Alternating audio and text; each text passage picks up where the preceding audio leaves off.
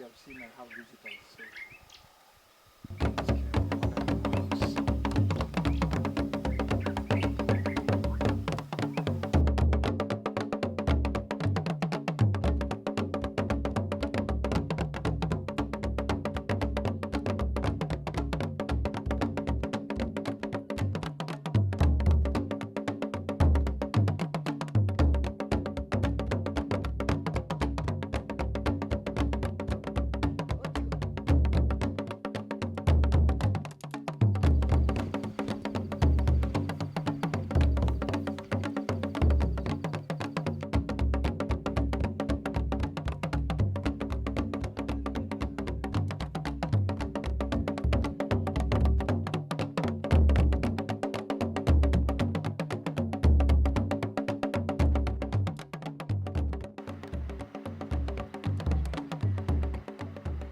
The Ewaso Ng'iro River is the only source of water for a community of Maasai that resides in central Kenya.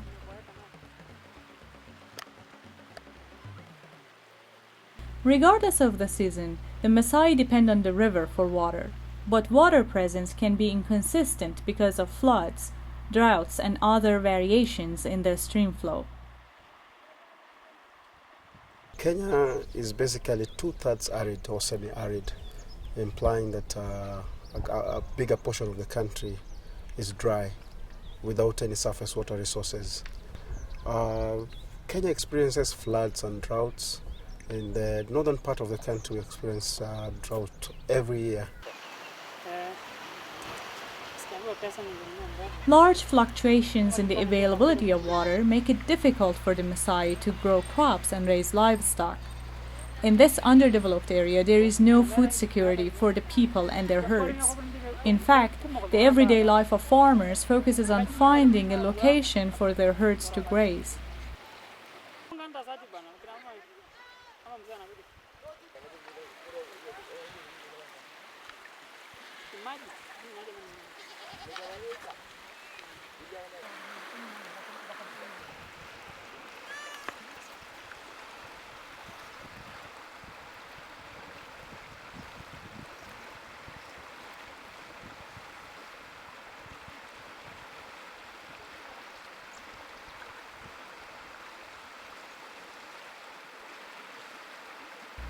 The longer you stay by the river, the more you realize that this river is central to the lives of the Maasai. It is their public faucet, shower, laundry water, and lavatory. Here, the Ewaso Ng'iro is life.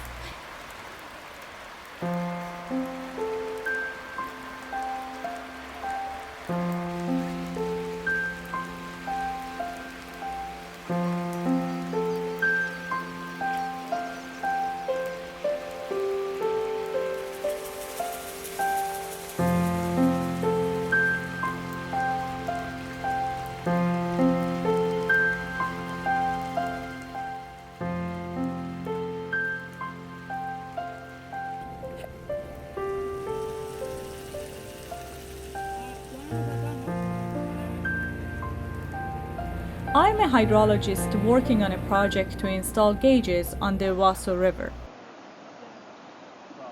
These gauges measure how much water is flowing through the river.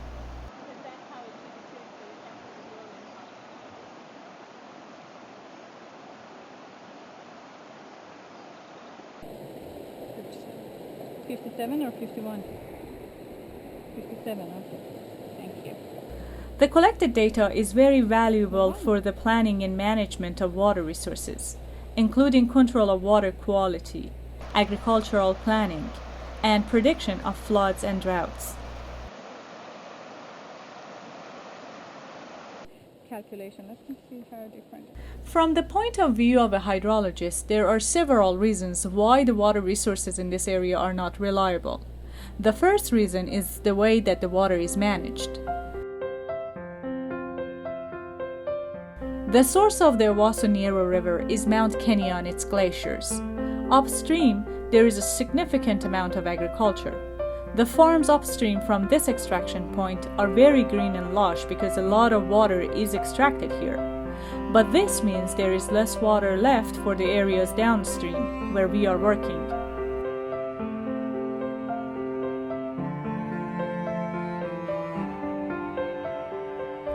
Nature also plays a role. Kenya's climate swings from one extreme to another. Flood seasons are followed by drought seasons.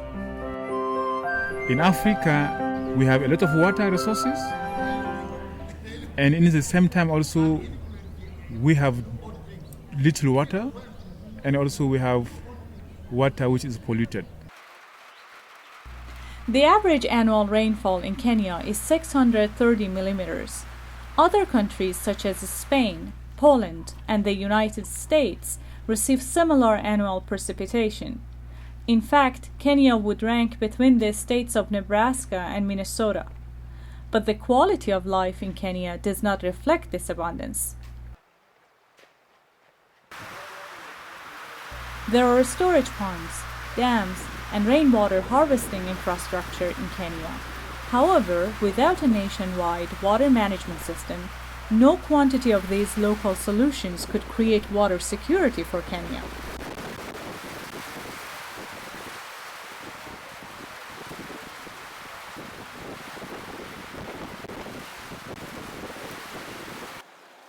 But what are the obstacles to achieving water security in Kenya? There's lack of data, especially observed data in most African countries. One of the challenges we experience as a ministry is lack of data or scattered data held by various people.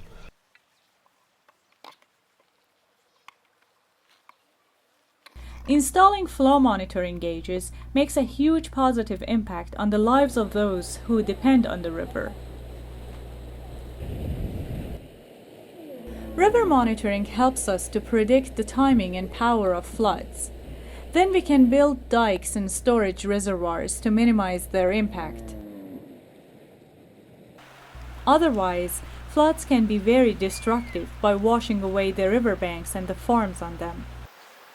For example, the roots of this tree are exposed because powerful floods washed away the soil.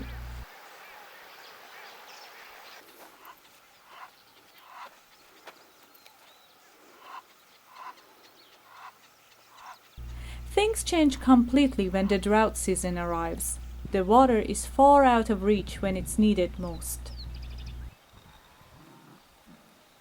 2 years ago, there was a significant prolonged drought in the Impala region where you see grass now and you see trees. It was just bare soil. Cattle were dying, people were starving in the neighboring communities. And you could see the rib cages of animals. It was a devastating sight. Last year, the Horn Africa experienced a huge drought which had consequences on population. And projections of the effects of climate change for this area predict that the extreme conditions will only get worse. There has been a loose connection between what is done as research and what is required by the farmers. And this is something for the last 5 years also has been addressed a lot by the policymakers. How can research be downscaled to include what the farmers want on the ground? While my work here is about installing monitoring gauges and surveying the river, in my everyday life I am witnessing the contrast between abject poverty and majestic beauty.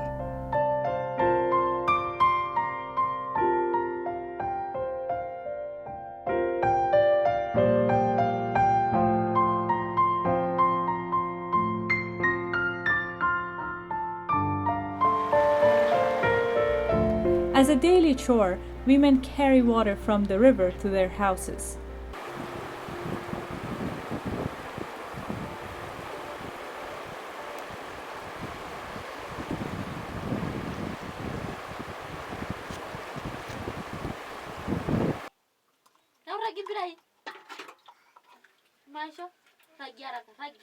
I've been invited by a Maasai family to their house for tea.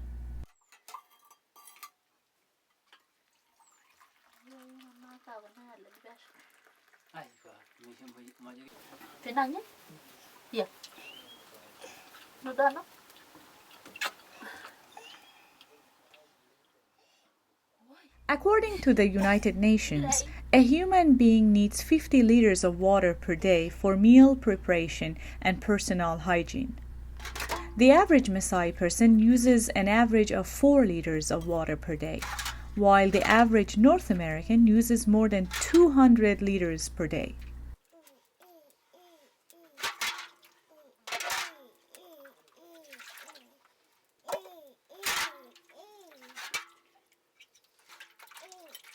In developed countries, we take water for granted. We turn on the tap and expect to see clean water. Wouldn't we be angry otherwise? In places like this, you realize the concept is totally different. If you want water, you have to go to the river or borrow it from your neighbor.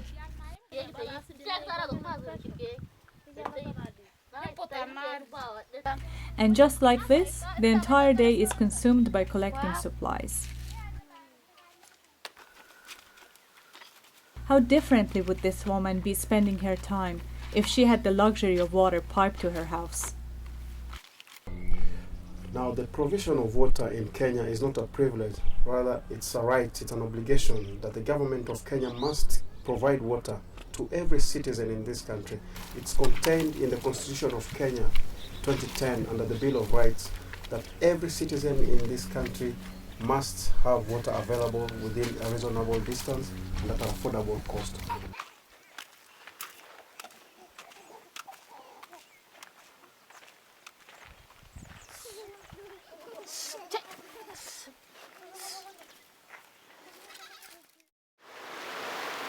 Today at the Ewaso River, there is heavy traffic. When the grass on one side of the river starts to diminish, the herds are forced to cross the river to find green pastures. The people across the river had nothing. When the river dried up, they had to move to places where their cattle could feed or die.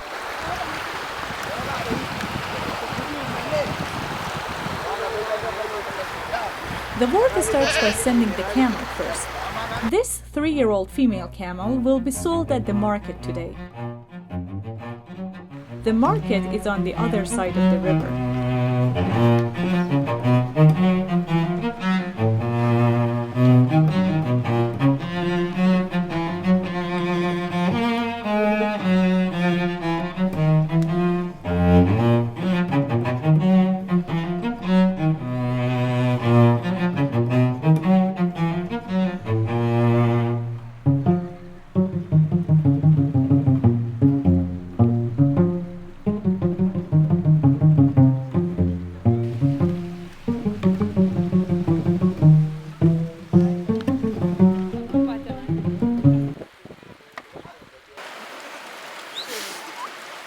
Now it's the goat's turn.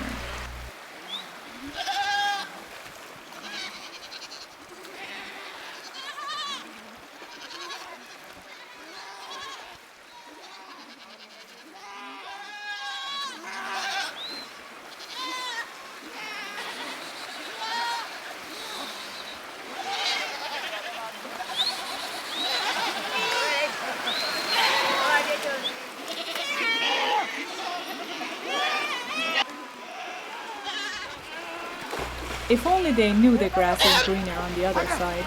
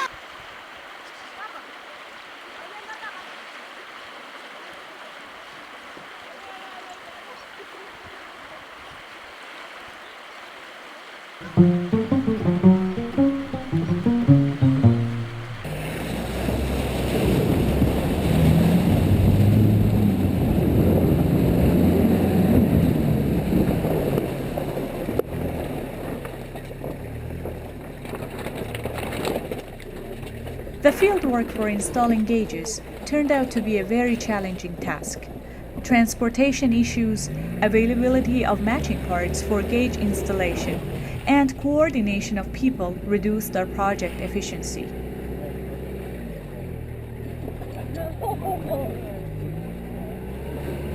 Something exactly like this, but with the holes on the side.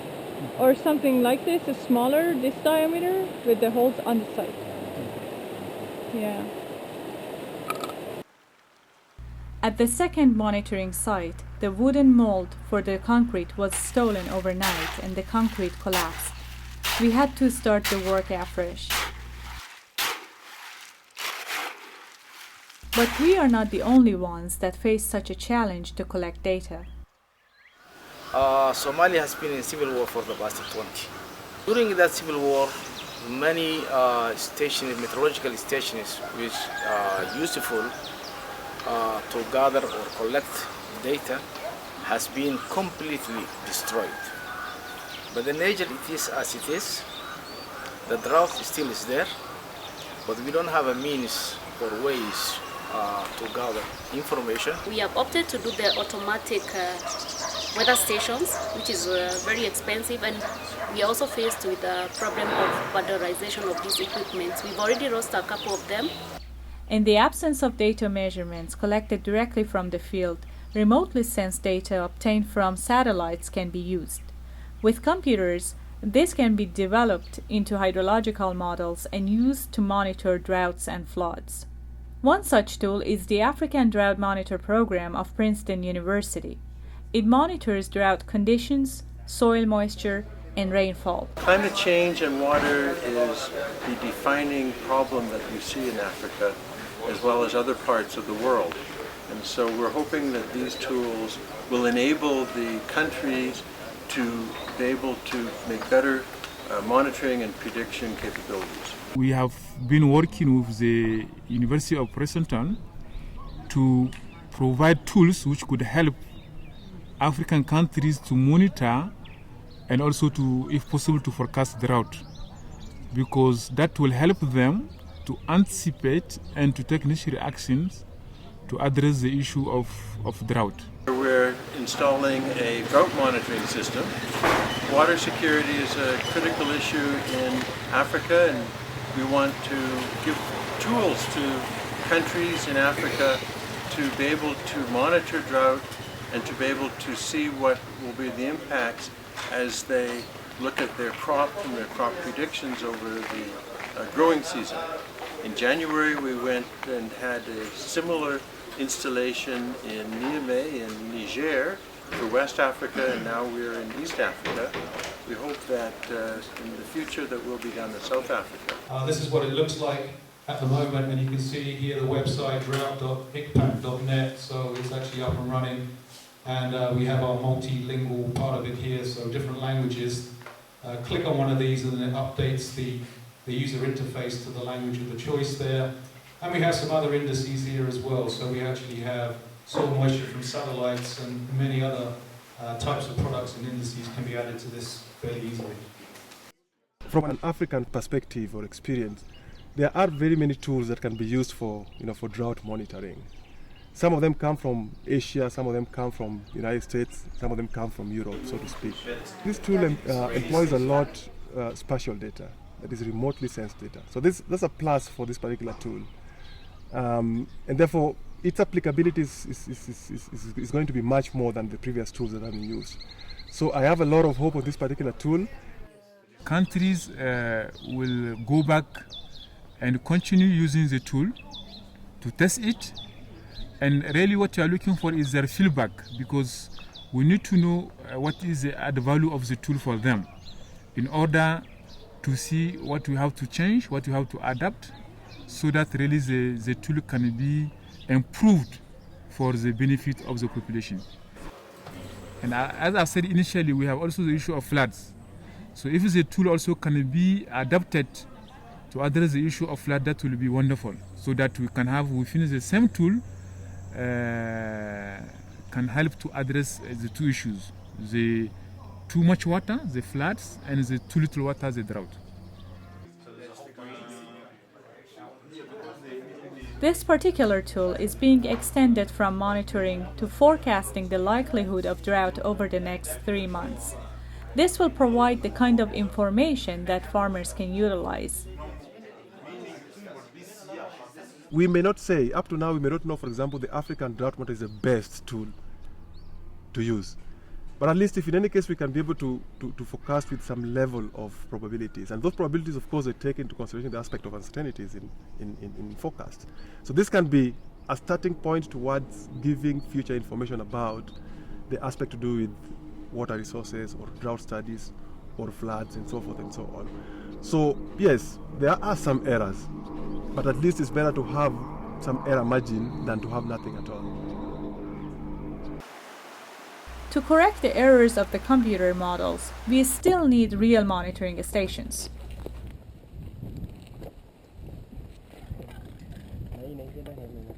One of the news stations is starting to collect data today. It is an important moment because it represents the culmination of the work of many people.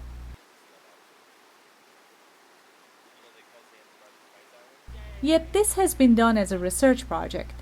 Water security for a nation can only be guaranteed if the nation itself strives to achieve that security.